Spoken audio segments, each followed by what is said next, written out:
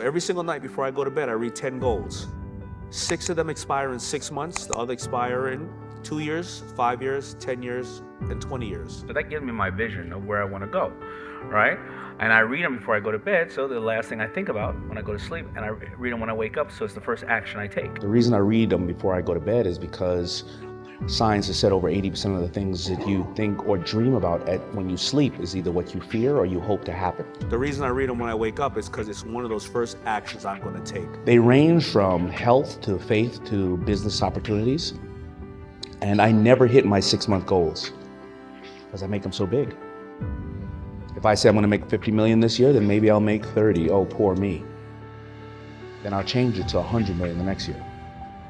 Right? So what is your why? Why do you want to succeed? Because that is a driving force. Are you saying you're lazy and you're going, but my why is that I want to never work with somebody again, or I want to be healthier, or I want a more valuable life for my family. And a lot of times people have done the why for the wrong reasons, because society's told them to do it, their parents told them to do it. They're doing it for a bunch of people on social media that really they don't like. So when you find out your why, then you can start to understand how to craft to get to that objective with great goals and settings. I think goal setting is one of the most important things that you can do in your life. It's goal setting, and a lot of people have this goal like, I want $1 million. Well, what are you going to do to get the $1 million? And once you get to the $1 million, what are you going to do with it? You manifest whatever you want it to be. We already know people that set different goals. This business will never work. I'm going to stay in an abusive relationship. I can't leave my company. Sometimes you're allowing other people to set goals for you. You could be goal setting and making your goal negative goals. Because if you don't set the goals that you want to accomplish, you're going to let other people set the goals for you, right? You're going to let them say, it hasn't been done before, the world is over, you're going to embarrass yourself, you're going to embarrass us. That didn't happen in our family. And that's exactly what they do. They manifest that goal.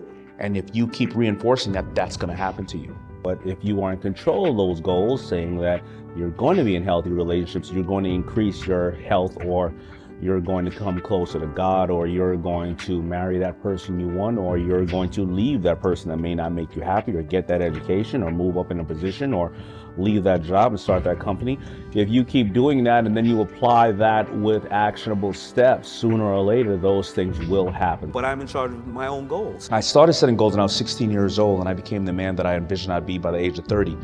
I started setting it because I read the great book, Think and Grow Rich by Napoleon Hill. I learned this from reading the book, Think and Grow Rich by Napoleon Hill, when I was 16 years old. It became very dark in between 16 to 30. I didn't know I was going to make it, right? Because as a young African-American male, we were taught that you're going to be dead in jail by the age of 21. And most of my friends were dead or in jail by the age of 21 because they mentally set those goals.